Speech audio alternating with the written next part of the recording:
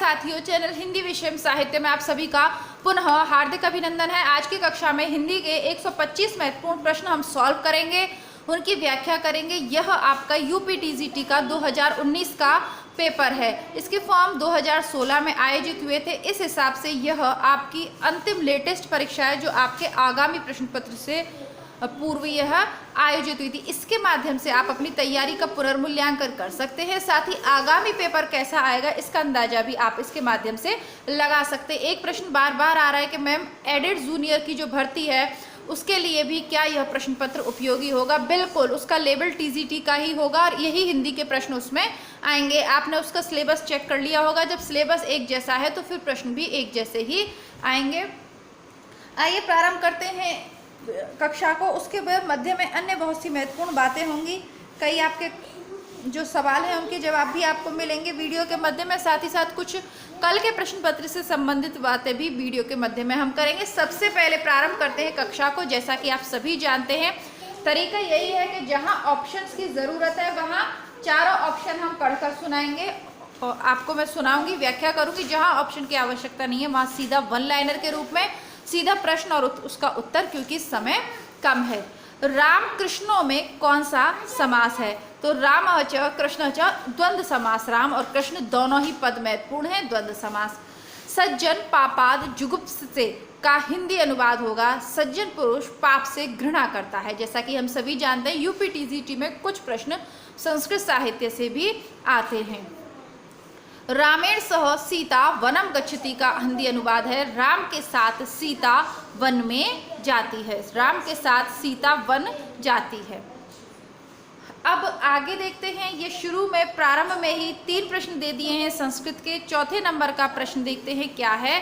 सुबह दोपहर शाम किस प्रसिद्ध उपन्यासकार की रचना है? तो सुबह दोपहर शाम ये कमलेश्वर जी की प्रसिद्ध रचना है। ईश्वर की कृपा से क्या होता है, जो कमल होता है ना वह सुबह भी खिलता है, फिर दोपहर को भी खिलता है और शाम को खिलता है। रात को उसकी पंखुड़ियाँ बंद हो जाती हैं। हम सभी ने इसको कई जगह श्लोकों में पढ़ा है कि रात को कमल की पंखुड़ियों में भौरा बंद हो जाता है। तो कमलेश्वर, इसको ट्रिक के माध्यम से याद कीजिए। कमलेश्वर, कमल कब कब खिलता है? सुबह दोपहर और शाम को। याद हो गया एक रचना। आगे बढ़ते हैं।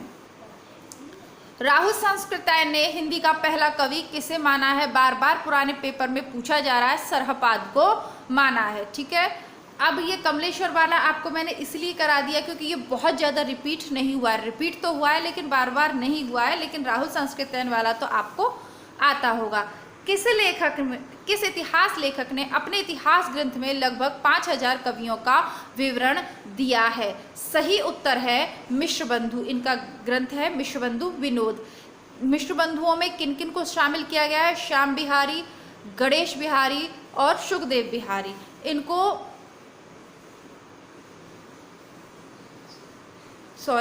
हाँ सही है, यही सही है। तो ये तीनों हैं विश्वबंधु के। इनका ग्रंथ भी है विश्वबंधु विनोद। और शुक्ल की पुस्तक में हमने प्रारंभ में जहाँ परिचय है प्रथम अध्याय में ही शायद इसके बारे में हमने पढ़ा था कि 5000 कवियों का इन्होंने उल्लेख किया है अपने इतिहास ग्रंथ में। और शुक्ल ने स्वयं लिखा है कि मैंने कवियों के विवरण प्राय इस ग्रंथ अर्थात मिश्रबंधु से भी लिए हैं। तो यह प्रश्न भी पूछा जाता है, शुक्ल की पंक्तियां पूछी जाती हैं कि किससे तात्पर्य? तो मिश्रबंधु विनोद से, इसलिए मैंने आपको बताया। आगे बढ़ते हैं। गौड़ीय संप्रदाय के प्रवर्तक आचार्य कौन थे? तो हम सभी जानते हैं वल्लभाचार्य ने पुष्टि मार्ग की स्थापना की थी, है ना। स्वामी हरिदास का हरिदासी संप्रदाय सखी संप्रदाय था और मध्वाचार्य ने द्वैताद्वैत संप्रदाय का स्थापना की थी। चैतन्य महाप्रभु ने गौड़ीय संप्रदाय की स्थापना की थी। आगे देखते हैं अष्टछाप के कवियों की संख्या कितनी थी? तो अष्ट मीन्स 8, तो 8 थी, जिसमें 4 जो शिष्य थे वो वल्लभाचार्य के थे और 4 शिष्य उनके पुत्र विठलनाथ के थे। सूफी कवि नूर मोहम्मद की रचना का क्या नाम है? अब गजब देखिएगा कि इसके अंतर्गत दोनों रचनाएं दी गई हैं। नूर मोहम्मद की रचना अनुराग बांसुरी भी है और इंद्रावती भी है। अब इसमें दोनों रचनाएं दे दी गई हैं, अनुराग बांसुरी भी नूर मोहम्मद की और इंद्रावती भी। अतः यह क्वेश्चन गलत था। इसका उत्तर फिर हम नहीं बता सकते। ठीक है, आगे बढ़ते हैं। संत कवि गुरु नानक देव का जन्म कहाँ हुआ था? तो तलवंडी और ननकाना दोनों में अधिकतर कंफ्यूज रहते हैं, लेकिन सही उत्तर होगा तलवंडी। संत कवि गुरु नानक का जन्म कहाँ हुआ था? तलवंडी में हुआ था। बड़े नानक नमक कुछ ऐसा करके आप कर लीजिए। किसी की भी भावनाओं को ठेस पहुंचाना मेरा उद्देश्य नहीं है, बल्कि इस तरीके से भाई पेपर में यदि आप पहली बार कोई चीज़ पढ़ रहे हैं और कन्फ्यूज़न हो रहा है तो कुछ ना कुछ ट्रिक आपको ननकाना साहिब ज़्यादा लगा देते हैं, क्योंकि नानक और ननकाना साहिब एक सा लगाता है। तो तलवंडी है ना, तेल में बड़ों को तलने के लिए है ना, नमक कुछ भी आप मैं बोलूँगी नहीं, क्योंकि फिर बहुत से लोगों की भावनाओं को ठेस पहुँच जाएगी। तो आप लोग समझदार हैं, किसी भी तरीके से याद कर लीजिएगा। श्रृंगार और वात्सल्य रस का सम्राट किस कवि को कहा जाता है? सूरदास को कहा जाता है। भक्ति का प्रारंभ कहाँ से हुआ था? सभी रिपीट होने वाले प्रश्न हैं जो रिपीट हुए हैं पुराने प्रश्न पत्रों से। भक्ति का प्रारंभ हुआ है दक्षिण भारत से। प्रसिद्ध पंक्तियां हैं शुक्ल की, भक्ति उपजी द्राविड़ी लाए रामानंद। ठीक है, और ये पूछ ले कि दक्षिण भारत से उत्तर भारत में भक्ति के प्रसार का श्रेय किसको दिया जाता है? तो सही उत्तर है उसका कौन सा होगा? कौन थे? रामानंद। ज्ञानदीप के रचयिता कौन है? तो ज्ञानदीप के रचयिता हैं शेख नबी। सभी पुराने प्रश्न पत्रों से रिपीट है। देखिए, मंजन मैंने आपको बताया, मधु और मालती मिलकर मंजन करती हैं। कुतुबन, मृगावती। कुतुबन की रचना कौन सी है? मृगावती। वन में मृग कौतुक करते हैं अथवा वन में मृग आते हैं। वन में मृगावती, वन से मृग आते हैं। उस्मान की मैंने आपको बताई थी, उसके समान चित्रों की अवली कोई नहीं बना सकता। तो उस्मान की रचना कौन सी हो गई? चित्रावली। अब एक बचते हैं शेख नबी, जिनकी रचना हमें नहीं पता, तो इन्हीं की रचना हो जाएगी ज्ञान दीप। नवी, नव्य प्रकाश फैलाने के लिए आपको ज्ञान का दीपक जलाना पड़ेगा। सूरदास के दृष्टिकूट के पद किस काव्य ग्रंथ में संकलित हैं?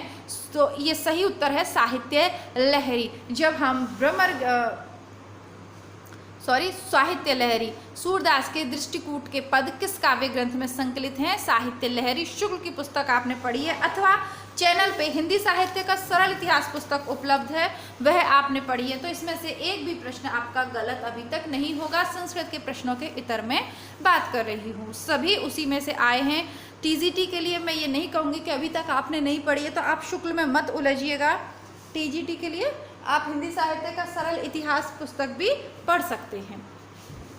अब कौन सी रचना केशव दास की नहीं है? रामचंद्र का रसप्रिया विज्ञान गीता तो है। अनेकार्थ मंजरी नहीं है। अनेकार्थ मंजरी, रस मंजरी, ये शायद नंददास की रचनाएं हैं। आगे देखते हैं। आचार्य शुक्ल ने रीतिकाल की समय सीमा क्या मानी है? 1700 से 1900। शुक्ल से वैसे प्रश्न हम हर पेपर में ही पूछे जाते हैं, चाहे पीजीटी हो, लेकिन फिर भी अगर टीजीटी के लिए आप अंतिम समय में ये देख रहे हैं तो मैं नहीं कहूँगी कि शुक्ल की पूरी पुस्तक आप पढ़ें। पीजीटी, असिस्टेंट प्रोफेसर और नेट परीक्षा, ये तीनों परीक्षाएं यानी उच्च स्तर की परीक्षाएं आप देने जा रहे हैं तो फिर आपको शुक्ल को पढ़ना आवश्यक है। बाकी सरल इतिहास के लिए से भी आप टीजीटी या एडेड जूनियर वाले का काम चला सकते हैं। रीतिकाल में किस रस की प्रधानता काव्य में रही? श्रृंगार रस की। रीतिकाल का कौन सा कवि अपने प्रकृति चित्रण के लिए विख्यात है? कल के पेपर में हमने प्रश्न पूछा था कि रीतिकाल के अंतर्गत वीर रस की कविता किसने की है? भूषण ने की। और रीतिकाल के अंतर्गत प्रकृति चित्रण किसका प्रसिद्ध है? सेनापति का। ब्राह्मण पत्र के संस्थापक कौन है? तो ब्राह्मण पत्र के संस्थापक कौन है? प्रताप नारायण मिश्र जी। बालकृष्ण भट्ट का तो प्रदीप काफी फेमस है। भारतेंदु के भी अन्य आपने देखे ही हैं। छायावादी कवि कौन नहीं है? तो प्रसाद, पंत, निराला और महादेवी वर्मा, ये चार छायावाद के स्तंभ में। अब महादेवी वर्मा की जगह यहाँ लिख दिया शिवमंगल सिंह सुमन, तो ये छायावाद के कवि नहीं हैं। आगे बढ़ते हैं। कुरु कुरु स्वाहा किसके लेखक कौन है? तो कुरु कुरु स्वाहा प्रसिद्ध उपन्यास है मनोहर श्याम जोशी का। आवारा मसीहा के लेखक विष्णु प्रभाकर। कामायनी में कुल सर्गों की संख्या 15। इसमें किसी में भी ऑप्शंस की आवश्यकता भाई बिल्कुल भी नहीं है। रत्नाकर कृत उद्धव शतक किस भाषा में लिखा गया है? तो ब्रज भाषा में लिखा गया है। और यही इसकी विशेषता भी है कि वर्तमान में जब सभी काव्यों की रचना खड़ी बोली के अंतर्गत हो रही है तो जगन्नाथ दास रत्नाकर जी ने उद्धव शतक को ब्रज भाषा में लिखकर हिंदी साहित्य में अपना विशिष्ट स्थान बनाया है। किस नाटक में नारी के पुनर्लगन की समस्या उठाई गई है? पुनर्लगन कह लीजिए या पुनर्विवाह कह लीजिए। तो ध्रुव स्वामिनी प्रसाद का ये नाटक है, बल्कि ये चारों ही नाटक प्रसाद के हैं, लेकिन ध्रुव स्वामिनी में इस समस्या को उठाया गया है। आगे देखते हैं सर्वाधिक ऐतिहासिक नाटक किसने लिखे हैं। देखिए लक्ष्मी नारायण लाल और जयशंकर प्रसाद, दोनों में कंफ्यूजन हो सकता है क्योंकि लक्ष्मी नारायण लाल ने भी बहुत सारे ऐतिहासिक नाटक लिखे हैं, लेकिन सर्वाधिक ऐतिहासिक नाटक लिखे हैं जयशंकर प्रसाद ने। स्कंदगुप्त, ध्रुव स्वामिनी, अजातशत्रु, चंद्रगुप्त सभी इतिहास के पात्र हैं। सन 1975 के बाद की कविता को क्या नाम दिया गया है? तो 1975 की बाद की कविता को हम कहते हैं समकालीन कविता। नई कविता कौन सी है? 50-60 के दशक में जो हुई है स्वतंत्रता के बाद, वो नई कविता है। लेकिन जैसे 1975 की तरफ बढ़ते हैं तो फिर समकालीन कविता उसे हम कहेंगे। राग दरबारी नामक उपन्यास के लेखक हैं श्रीलाल शुक्ल। नेट के सिलेबस में है, असिस्टेंट प्रोफेसर के सिलेबस में है। फिर पुनः कहूँगी कि यूपी वाले विद्यार्थी एक बार असिस्टेंट प्रोफेसर के सिलेबस में जो रचनाएं लगी हुई हैं, आप टीजीटी पीजीटी कोई भी पेपर देने एक बार एक छोटा सा नोट्स बना लीजिए, उसमें उपन्यास जो लगे हुए हैं, कहानियाँ कौन से लेखक की कौन सी कहानी लगी हुई है, डायरेक्ट उससे प्रश्न पूछे जा रहे हैं कि ये कहानी किसकी है, ये उपन्यास किसका है। सचेतन कहानी के प्रवर्तक कौन हैं? तो महीप सिंह जी सचेतन कहानी के प्रवर्तक है। आधुनिक कहानियों में जो विभिन्न धाराएं चली हैं, विभिन्न आंदोलनवाद चले हैं, उनसे प्रश्न पूछे जा रहे हैं। महीप सिंह जी कौन सी कृति अज्ञे की है? हरी घास पर क्षण भर, यह अज्ञे की रचना है। संसद से सड़क तक धूमिल की है। ठीक है। साये में धूप किसकी है? भगवती जी की है। तो हरी घास पर क्षण भर यह अज्ञे की है। बालकृष्ण शर्मा नवीन कृत काव्य कौन सा है? तो बालकृष्ण शर्मा द्वारा कृत काव्य है हम विश्वाई जन्म के। रेणुका दिनकर की है। हिम किरीटिनी माखनलाल चतुर्वेदी जी की है। और मिलन ये नरेश मेहता की है। आगे बढ़ते हैं। 8वां सर्ग किस विधा की पुस्तक है? तो 8वां सर्ग ये नाटक है सुरेंद्र वर्मा जी का। कौन सा जोड़ा सही है? चिंतामणि का ग्रंथ है काव्य प्रकाश, ये सही है।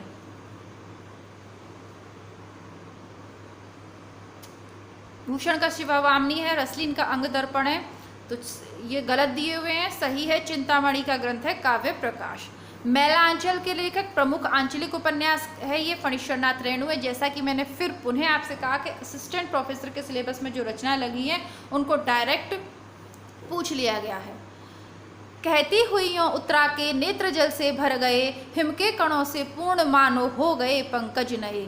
तो मानो है ना, तो मानो आ गया, तो फिर कौन सा उत्प्रेक्षा अलंकार यहाँ पर हो गया है। आगे देखते हैं।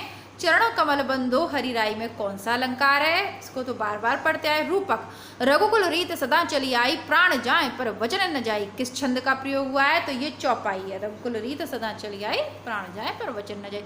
निशिदिन बरसत नैन हमारे, सदा रहे पावस ऋतु हम पर, तब ते श्याम सिधारे। कौन सा रस है? वियोग श्रृंगार रस है। भ्रमर गीत की पंक्तियां हैं। जशोदा हरि पाल ने झुलावे, हलरावे दुलरावे, मलहावे जो सुई कछु गावे। वात्सल्य रस है। आगे देखते हैं। आपका 40वें नंबर का प्रश्न है, किस बोली का बिहारी हिंदी से संबंध नहीं है? तो मैंने आपको बार बार कहा है कि पूर्वी हिंदी की तीनों बोलियां रट लेनी है, अवधी, छत्तीसगढ़ी और बघेली। तो यहाँ अवधी है तो ये पूर्वी हिंदी की हो गई, इसकी नहीं है। बाकी नोट्स मैंने आपको हिंदी से संबंधित करवा दिए, हिंदी भाषा की उत्पत्ति, और करवाते समय आपसे को चैलेंज भी किया था कि इन नोट्स से बाहर प्रश्न नहीं जाएगा। एक पन्ने का नोट से सिर्फ एक पेज पे मैंने आपको संपूर्ण हिंदी भाषा की उत्पत्ति और विकास और बोलियां सब कुछ करवा दिया है, उसके बाहर नहीं जाएगा प्रश्न। मगही किस प्रदेश की बोली है? तो बिहार की है। सिंधी भाषा का विकास अपभ्रंश की किस बोली से माना गया है? ब्राह्मण से माना गया है। हिंदू मग पर पाँव ना रखियो का बहुतो जो हिंदू भाकियो, ये काव्य पंक्तियाँ किस बोली में है? तो ये अवधी में है। और किसकी हैं? ये नूर मोहम्मद की हैं। अनुराग बांसुरी, इंद्रावती, दो रचनाएं पूछी गई थी। तो अनुराग बांसुरी जो है वो जब लिखी थी तो उनकी मुसलमानों ने आलोचना करी, तब उन्होंने ये पंक्तियाँ कही थी। बार बार पुराने प्रश्न पत्रों में मैं इसे पढ़ा चुकी हूँ। कौन सा? पश्च स्वर है, तो आ, बड़ा आ पश्च स्वर है, ऑप्शन नंबर ए। 45 का देखते हैं। कौन सा देशज शब्द है? खिड़की, मित्र, कालीन और रेल। तो ये जो खिड़की है यह देशज शब्द है। कौन सी तालव्य ध्वनि है? च तालव्य ध्वनि है। कौन सी लिपि नहीं है? तो अंग्रेजी कोई लिपि नहीं है। अरबी, गुरुमुखी और देवनागरी लिपि है। देवनागरी लिपि से तो सभी परिचित हैं। गुरुमुखी में पंजाब तरफ लिखी जाती है, पंजाबी भाषा लिखी जाती है। फारसी वगैरह जो लिखते हैं ना वो अरबी फारसी वो लिपि लिखी जाती है। अंग्रेजी कोई लिपि नहीं है, भाषा है। छ ध्वनि का उच्चारण स्थान कौन सा है? तो दंत्य है छ। उसके प्राण सूख गए, इस वाक्य में प्राण का वचन निर्धारित कीजिए। तो सीधा सीधा बहुवचन है सज्जन, क्योंकि ये नहीं जब भी आप क्रिया लगा के ये तो आप कहोगे नहीं उसका प्राण निकल गया, यही कहते हैं उसके प्राण निकल गए। सज्जन का संधि विच्छेद सत धन जन। ऋण मुक्त में कौन सा समास है? ऋण से मुक्त अलग हो रहा है, अलग होने के अर्थ में ये जो है अपादान तत्पुरुष है। इनमें से मोक्ष का पर्यायवाची शब्द है निर्वाण। चर्म शब्द का सम भिन्नार्थक क्या है? चरम। चर्म शब्द का सम भिन्नार्थक क्या है? चरम। इसको चमड़ा बहुत लोगों ने किया था, पर इसका अंतिम उत्तर आयोग ने चरम माना है। खाक में मिलाना मुहावरे का सही अर्थ है नष्ट कर देना। कालिदास की दूसरी रचना कौन सी है? तो दूसरी रचना अभिज्ञान शाकुंतलम है। ये बिल्कुल बेकार प्रश्न था, इसको आयोग ने हटा दिया, क्योंकि भाई रचनाओं का क्रम याद नहीं कर सकते कि पहली रचना कौन सी है, दूसरी रचना कौन सी है। हालांकि नेट के प्रश्न पत्र में तो प्रकाशन वर्ष के अनुसार क्रम से लगाने के लिए रचनाएं आती हैं, पर टीजीटी के लेवल पर नहीं। और वैसे इनका अभिज्ञान शाकुंतलम प्रसिद्ध नाटक है, रघुवंश महाकाव्य है, पर अंत में इसको हटा दिया गया था। मालती माधव किसकी रचना है? कल के पेपर में भी सॉल्व की थी। भभूति की है। दश कुमार किसकी रचना है? कल के पेपर में भी पढ़ी थी। दंडी की है। रामू घर से निकले में घर से में कौन सा कारक है? अलग हो रहा है घर से, तो अपादान कारक है। गठरी शब्द है स्त्रीलिंग। अत्याचार शब्द में कौन सी संधि है? यण संधि है। उत्तर दक्षिण में समास है द्वंद्व, क्योंकि दोनों पद प्रधान है। अब देखते हैं 62वें नंबर का प्रश्न। राम हो रावणम ममार, कौन सा लकार है? लंग लकार मार दिया। भूतकाल हो गया। मति शब्द रूप में कौन सी विभक्ति है? मत ही प्रथमा है। इदम रमेशस्य पुस्तकम अस्ति, यह रमेश की पुस्तक है। पहला वाला सही हो गया। बालिका गच्छन्ति अस्ति, बालिका जा रही है। सूफी साधना के 4 पड़ावों में कौन सा नहीं है? शरीयत, तरीयत, मारिफत, तीनों हैं। शरीयत, तरीयत, हकीकत, मारिफत ऐसे करके हैं, मलकत नहीं है। कुआनो नदी किसकी है? भाई कुआनो नदी सर्वेश्वर दयाल सक्सेना जी की है। नाथ संप्रदाय के प्रवर्तक कौन थे? गोरखनाथ थे। महापुराण के रचयिता हैं पुष्पदंत। और रसमंजरी किसकी है? नंददास की। मैंने आपको कल के पेपर में रसमंजरी ऑप्शन में थी, तब मैंने आपको बताया था रसमंजरी ऑप्शन में थी। उत्तर तो खैर नहीं था किसी का, लेकिन ऑप्शन में थी। अनेकार्थ मंजरी, रसमंजरी, तो ये सब नंददास जी की कृतियां हैं। मृगावती के रचयिता कुतुबन। भ्रमर गीत का उपजीव्य ग्रंथ कौन सा है? श्रीमद् महापुराण। श्रीमद् भागवत महापुराण। विनय पत्रिका की रचना किस भाषा में हुई है? ब्रज में हुई है। संत कवि कौन सा नहीं है? तुलसीदास नहीं है। ये कल के पेपर में भी प्रसिद्ध है। राघव चेतन के सूफी काव्य का पात्र है। तो उस समय पद्मावत मूवी रिलीज हुई थी, तो पद्मावत का पात्र है। कुतुबन द्वारा रचित ग्रंथ कौन सा है? तो कुतुबन द्वारा रचित ग्रंथ है मृगावती। अब देखिए आयोग को, ये मृगावती के रचनाकार कुतुबन, ठीक है, और कुतुबन द्वारा रचित ग्रंथ मृगावती, दोनों प्रश्न एक ही हैं, लेकिन आयोग का भी ध्यान नहीं गया और विद्यार्थियों ने भी इस पर नहीं लिया। भाई चलिए, राम भक्ति शाखा में रसिकोपासना का समावेश किसने किया? तो अग्रदास जी ने किया है। रसिकोपासना है ना, थोड़ा सा राम का श्रृंगारिक वर्णन किया है, वो अग्रदास जी ने किया है। बाकी सबने तो उनके पूजनीय रूप का, मर्यादा पुरुषोत्तम रूप का ही चित्रण किया है, पर इन्होंने उनके रसिक रूप का चित्रण किया। मदनाष्टक के रचयिता कौन है? रहीम। केशवदास को किस वर्ग में रखना समीचीन है? रीतिबद्ध कवि में। शिवा बामनी के रचयिता कौन है? भूषण। भारतेंदु युग का एक अन्य नाम है पुनर्जागरण काल। जागरण सुधार काल और पुनर्जागरण काल में कंफ्यूज नहीं होना है। जागरण सुधार काल नाम है, ये द्विवेदी युग का है, ठीक है, द्विवेदी युग को आप कह सकते हैं। काफ़ी मैंने आपको पढ़ाया सरस्वती पत्रिका के माध्यम से, काफ़ी कार्य किया था। पुनर्जागरण काल कहते हैं भारतेंदु युग को। भारतेंदु युगीन लेखक कौन है? तो पंडित प्रताप नारायण मिश्र यह भारतेंदु युगीन लेखक हैं। राय कृष्णदास भी लगभग तभी के थे, पर यहाँ पर भारतेंदु मंडल के प्रताप नारायण मिश्र ही हैं। तार सप्तक का प्रकाशन किस सन में हुआ? तो ये तार सप्तक से तात्पर्य प्रथम तार सप्तक से है, 1943 में हुआ। और किसने किया? अज्ञे ने किया। कौन सा उपन्यास यशपाल का नहीं है? दिव्या, झूठा सच, दादा कामरेड यशपाल के प्रसिद्ध उपन्यास है। कब तक पुकारूं, यह रांगे राघव का प्रसिद्ध उपन्यास है, अतः यह यशपाल का नहीं हो सकता। तीसरा सप्तक कब प्रकाशित हुआ था? 1959 में। अब देखिए यहाँ पर ये नाम आ गया है, तो थोड़ा सा एक कल के पेपर के बारे में मैं कहना चाहूँगी कुछ। देखिए, बहुत दिनों से 3 दिन से मैं वीडियो नहीं बना पा रही थी, अत्यधिक व्यस्तता चल रही है, तो उसकी वजह से नहीं। लेकिन आपके पेपर की तारीख आ गई है, आप लोगों के कमेंट आए, अंकित जी का भी कमेंट आया, बार बार मैम वीडियोज़ नहीं आ रही हैं, तो उसके लिए क्या है कि कल मुझे बहुत थोड़ा सा समय मिला और मैंने अचानक, मुझे पहले तो पेपर ही नहीं मिल रहा था, काफ़ी मुश्किल के बाद पेपर मिला, फटाफट से वीडियो बनाया और उस जल्दबाजी में बहुत सारी गलतियां कल के वीडियो में हुई। मुझे लगता है कि मैंने अब तक जितने आपको पेपर या टेस्ट पेपर से सॉल्व करवाएं उसमें सबसे ज़्यादा गलती इस पेपर में हुई, तो उसके लिए मैं क्षमा प्रार्थी हूँ। पिन कर दिए हैं जहाँ मुझे चेक करना था या संशय था, उन सभी के सही उत्तर मैंने कमेंट बॉक्स में, यानी कल वाले पेपर का कमेंट बॉक्स आप चेक करेंगे तो पिन करके लिख दिए हैं। लेकिन कुछ रचनाओं पे मैं फिर भी कंफ्यूज हूँ, क्योंकि आज मुझे समय मिला, मैंने देखा तो हमारी यात्रा के यात्रा वृत्तांतकार कौन है ये मुझे कहीं नहीं मिला। हालांकि इसका उत्तर यशपाल जैन दे रखा है, बट मुझे यशपाल जैन की कृतियों में भी इसका वर्णन नहीं मिला। तो एक ये आप लोग मुझे चेक करेंगे, ये आपका इसका होमवर्क है। कल के प्रश्न पत्र में 86 नंबर का प्रश्न है, ये यशपाल जैन वाला 2011 का जो पेपर था, जो 2016 में आयोजित हुआ था, उसका ये पेपर है। इसके अलावा गणेश शंकर विद्यार्थी रचित गांधी की जीवनी है, तो इसका सही उत्तर श्री गांधी है, लेकिन मुझे जो मिला है वो इनकी रचना कर्मवीर गांधी मिलती है।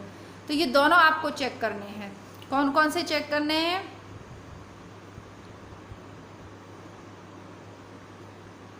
यशपाल जैन वाला चेक करना है और कर्मवीर गांधी ये भी चेक करना है। और लोचन प्रसाद पांडे है या यशपाल जैन की किसकी कृति है ये चेक करके आप मुझे बताइएगा, और ये कर्मवीर वाला चेक करके बताइएगा। एक गुल की बन्नो कहानी किसकी है? तो ये धर्मवीर भारती की है, गुल की बन्नो। ठीक है, गुलाबी बन्नो नहीं है, गुल की बन्नो है। तो इसके बाद आगे बढ़ते हैं, आज के पेपर पे आ जाते हैं। अब 86 नंबर का प्रश्न हम देखेंगे हमारा। पुष्प की अभिलाषा प्रसिद्ध कविता के रचयिता हैं माखनलाल चतुर्वेदी। इन्हें एक भारतीय आत्मा भी कहा जाता है। आधुनिक मीरा महादेवी वर्मा को कहा जाता है। प्रकृति का सुकुमार कवि पंत को कहा जाता है, सुमित्रा नंदन पंत को। खड़ी हिंदी बोली का प्रथम महाकाव्य प्रिय प्रवास। कलम का सिपाही के लेखक अमृत राय। मुझे चांद चाहिए किस विधा की कृति है? तो मुझे चांद चाहिए ये उपन्यास विधा की रचना। तो मुझे चांद चाहिए शायद सुरेंद्र वर्मा जी का उपन्यास है। और मुझे नीला चांद चलिए मैं आगे कुछ नहीं बोलूँगी, फिर कंफ्यूज हो जाओगे आप लोग। आगे बढ़ते। सारा आकाश कृति किसकी है? राजेंद्र यादव की है। संशय की एक रात कृति किसकी है? नरेश मेहता की है। और आषाढ़ का एक दिन मोहन राकेश का प्रसिद्ध नाटक है। कवित रत्नाकर के रचयिता हैं सेनापति, जो कि रीतिकाल में जिनका ऋतु वर्णन प्रसिद्ध है, वही सेनापति का ग्रंथ है कवित रत्नाकर। कौन सा जोड़ा सही है? तो रुद्र संप्रदाय के प्रवर्तक विष्णु स्वामी जी थे, यह सही है। 500 से 1100 ईस्वी तक के संस्कृत काव्यशास्त्र को क्या कहा जाता है? प्रतिपादन काल। तो इसको भी आयोग ने हटा दिया था। निर्धन के धन सी तुमाई में कौन सा अलंकार है? धन सी, धन के जैसी। तो उपमा अलंकार। रहीमन पानी राखिए बिन पानी सब सून, पानी गए न उबरे मोती मानस चून। पढ़ के पता चला दोहा है। आगे छंद पूछते हुए कहते हैं, करते अभिषेक पयोध हैं बलिहारी इस देश की है, मातृभूमि तू सत्य ही सगुण मूर्ति सर्वेश की उल्लाला है। जितने भी छंद आपके सिलेबस में लगे हुए हैं उनकी मात्राएं वगैरह अच्छे से देख लीजिएगा। कहा कि कहीं ने सक्रोध दूर हट दूर हरि निर्बोध। उपयुक्त पंक्तियों में कौन सा रस है? रौद्र रस है। पायो जी मैंने राम रतन धन पायो, भक्ति रस है। मीरा की पंक्तियां हैं। ब्रजभाषा का विकास किस प्राकृत अपभ्रंश से हुआ है? सौरसैनी से हुआ है। आगरा किस बोली का क्षेत्र है? ब्रजभाषा का क्षेत्र है। तो क्षेत्र वाला आपका रह गया है, ये पार्ट 2 में जल्दी लेकर आऊंगी, करवा दूंगी। बाकी आप देख रहे हैं कि जो नोट्स मैंने करवाए उससे बाहर तो नहीं पूछा है। संयुक्त ध्वनि युक्त व्यंजन कौन सा और क्यों? Option A. कौन सा युग्म अघोष ध्वनि है? तो प और फ अघोष है। मुंडा भाषा परिवार का क्षेत्र कौन सा है? छोटा नागपुर। नीलकंठ में कौन सा शब्द है? योग रूढ़ है। नीलकंठ योग रूढ़ है। महाप्राण ध्वनि नहीं है, तो ख महाप्राण नहीं है, क और ख अल्पप्राण है। इसी पेपर में शुरू में पर ये पर गलत दिया हुआ है भाई, इसको फॉल्स कर दिया। और मुंडा भाषा परिवार का क्षेत्र पूछ लिया है, इसको भी आयोग ने हटा दिया। ये हमारे उत्पत्ति और विकास के उसके अंतर्गत नहीं आता। हिंदी को राजभाषा की संवैधानिक दर्जा कब मिला? ये भी गलत इन्होंने ऑप्शन दे दिया था, इसको भी हटा दिया है। अशोक ने पत्र पढ़ा वाक्य में कौन सा कारक है? कर्ता कारक है, इसको भी आयोग ने हटा दिया है। कौन सा शब्द पुल्लिंग है? तो खटमल पुल्लिंग है। चंद्रमुख में कर्मधारय समास है। मैं आदर सहित नमस्कार करता हूँ, वाक्य का शुद्ध रूप होगा मैं सादर नमस्कार करता हूँ। हर्ष का विलोम है विषाद। जो समाचार भेजता हो उसको क्या कहते हैं? संवाददाता या प्रेषक। तो ये भी फॉल्स मान के आयोग ने हटा दिया है। एक तो दोष था ही, उस पर दूसरा दोष लग जाना। एक तो करेला, दूसरा नीम चढ़ा। नैष्ठीय चरित्र रचनाकार है श्रीहर्ष। कौन सी रचना माघ की है? शिशुपाल वध माघ की है। मैंने आपको पहले ही कहा कि संस्कृत में जो भी लेखक लगे उनकी रचना अच्छे से कर लेना। कौन सी किसकी है? गागर में सागर भरना। मुहावरे का अर्थ है थोड़े में बहुत कहना। कविता का बहुवचन है कविता। ए पे चंद्रबिंदु। जिजेष्णा का सही संधि विच्छेद है जीव धन एष्णा। प्रेमातुर शब्द में कौन सा समास नहीं है? प्रश्न ही गलत पूछ रहा है तो इसको भी आयोग ने हटा दिया। सहस्तेन खादती में कौन सा कारक है? करण कारक है, वह हाथ से खाता है। कविता का मर्म में कौन सी विभक्ति है? तो कविता का मर्म में षष्ठी विभक्ति है।